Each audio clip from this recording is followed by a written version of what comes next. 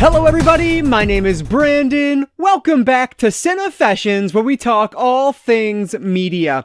So I'm here today with a DVD review of a brand new release from Mill Creek Entertainment.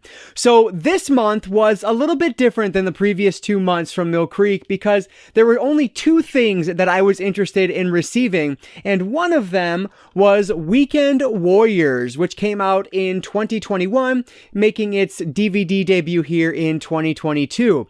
So because there were only two items in the box, I actually filmed an entire unboxing, but it ended up being like 5 minutes long. So I said, forget it. I'm just going to review everything that was sent to me this time and we'll go from there. So Weekend Warriors actually comes out on August 9th, 2022 on DVD, and it is an MSRP of $15.99. It's actually $15.99 right now on Amazon as well. So nothing cheaper, unfortunately. But so I'll review this one now, and then later in the month I will review, it was a TV series that they sent over, so I'm going to review that one later in the month, so check back for that review. But today we're going to talk about Weekend Warriors. This one looked interesting to me because it had a bear on the cover. I'm going to be honest, that's really what drew me in. So did it live up to the bear hype that I had in my own head? Let's talk about it. So before we get into this though, if you guys do have a second, if you can hit that like button down below, that engagement really does help me out. But with that said, let's not waste any more time at all. Let's dive right into my review of Weekend Warriors. So, Weekend Warriors is directed by Richie Allen Greer and Brett Bortle, and Richie Greer also writes this one. So, in Weekend Warriors, we are following this 14-year-old boy and his 10-year-old sister. They end up going to their uncle and grandparents' cabin for the weekend, or their house for the weekend. They live up in the woods after a long, bad week at school for the 14-year-old boy. So, they end up going up there, and it turns out that that is the uncle's weekend to do this war games setting, hence the title Weekend Warriors, with him and his buddies. And so they decide, without telling the mom, that that's what they're going to do. So they're going to just join their uncle, and they're going to camp out for the weekend and have some fun as his uncle and his friends play these war games. So then we meet the friends, and they are just some of the most despicable and unlikable human beings that you can imagine. So our main character is led by this character here, and they all are like ex-prison friends. We don't know why they're in prison. We don't get really any backstory. Our main character is an abuser. He is abusing his girlfriend while they're up there, and just like the other guys are just laughing about it. Like it's truly despicable people. Sweetheart, you know I love you, right? Huh? Get over here. But don't you ever tell me what to do again, you understand me? I run this ship! I run it! And that's one problem I had with this, is like there's virtually no one to root for outside of our kids, which like I guess is intentional, but I don't know. It's just at the beginning, like it takes a long time to get to that point.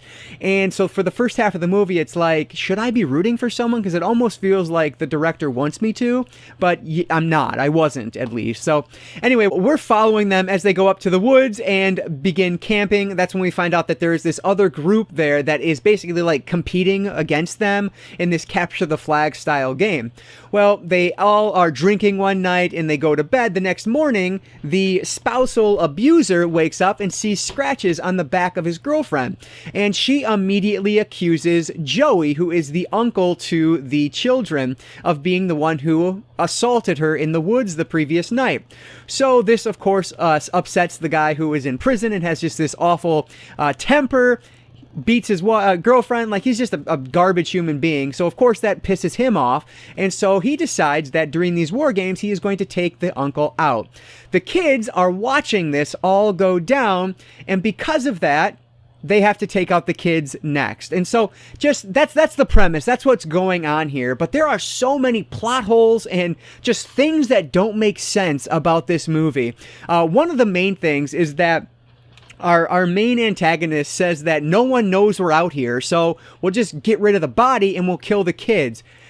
I guess he forgot about the giant group of other people. There had to be, I don't know, a dozen or so other people in this second group that they were playing against that know they're out there and that know that they, you know, how many people they have because they saw them. Like, how do you just forget that? On top of that, the kids clearly have a parent at home that will be looking for them. They don't know that the parents don't know they're out there. Like, the bad guys don't know that. So, like, saying that no one's out here, just the whole premise, the whole plot, the whole plan is just so absurd. It's ridiculous, but it's just to drive the plot forward, to become this survival tale, which that's what sold me on this one. Like, it lists itself as a survival movie, and that's why I wanted to watch it. I tend to really enjoy survival movies. It has the bear, the aforementioned bear on the cover, like, and I'll say the bear comes into play a couple times here. You know, nothing spectacular, but there is a bear. It's a real bear, no CGI, so that was cool. But it's not really about surviving the wild. It's more about surviving this group of men who have the most difficult time in the world, taking down a 14-year-old and a 10-year-old. And not only a group of men who are obsessed with war games and take it way too seriously. Okay, you know how important these war games are to us. All of us. I need this. Okay? Yeah, I know. Yet they can't track and take down this 14-year-old and this 10-year-old girl, like, who have no experience at all in the wilderness. Like, it just makes no sense whatsoever. The story really does take a while to get going.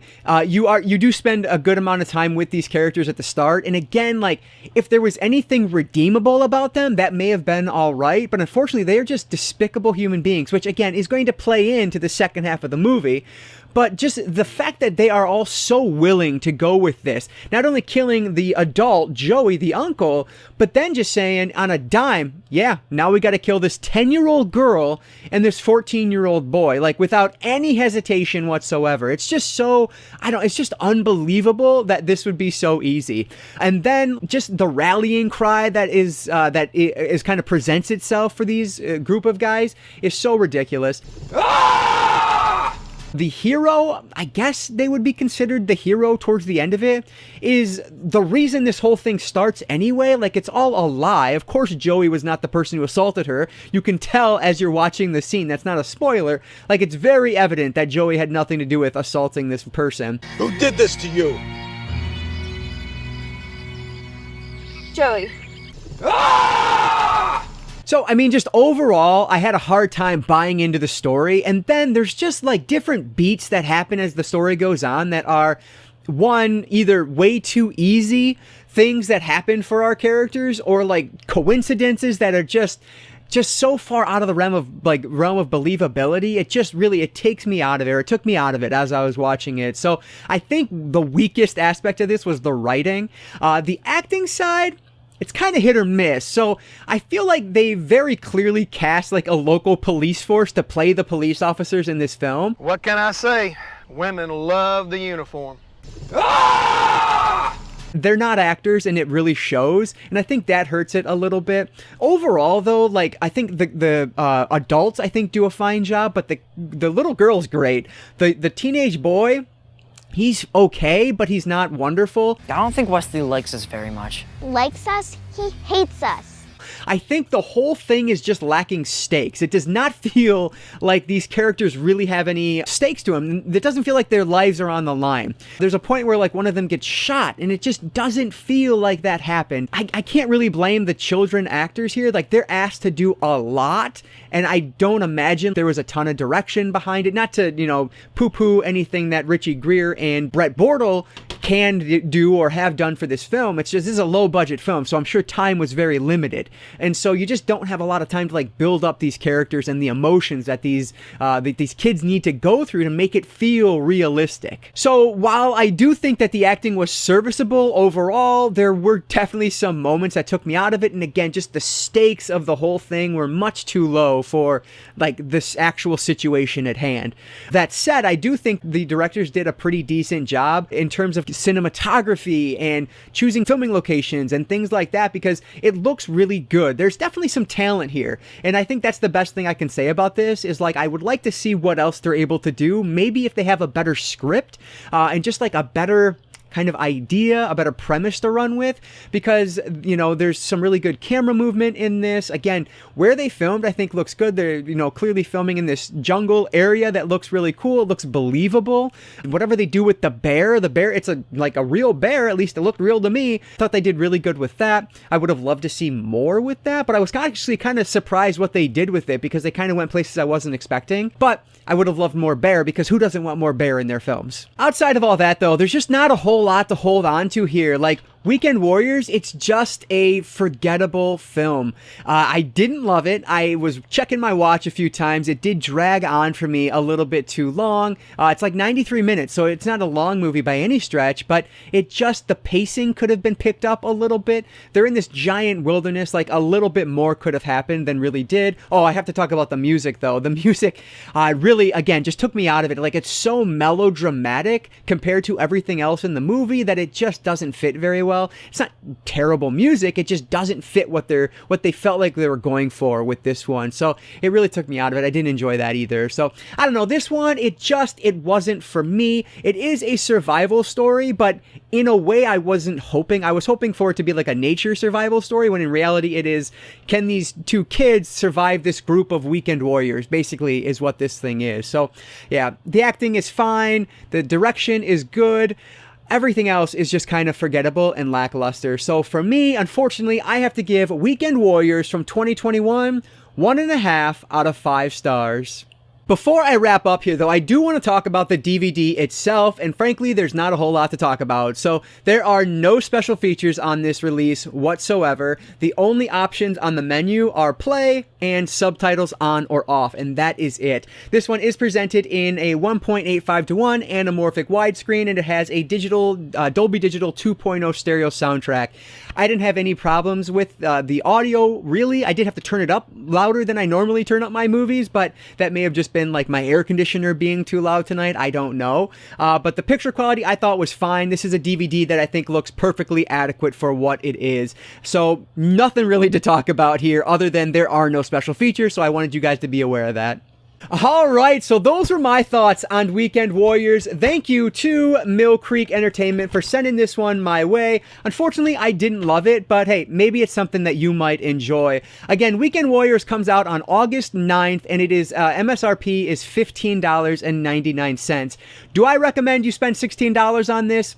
I definitely don't, but if you're able to find it, you know, down the line for $5 at like Menards is where I see a ton of Mill Creek movies after they've been out for a while. So if you see it there for $5, I still wouldn't pick it up, to be honest with you. But if you're interested, maybe hold off until you can get it a little bit cheaper, or maybe you can find it streaming somewhere if it sounds like something you would really enjoy. So, though it wasn't for me, it might be for you. But let me know down in the comments below, does Weekend Warriors sound like something that you'd be interested in? And if so, do you think you're going to pick it up? If not, what else are you going to grab instead this week? Let me know what you guys are grabbing down in the comments below. And hey, leave anything down there. I always appreciate any and all comments, so thank you so much for that support.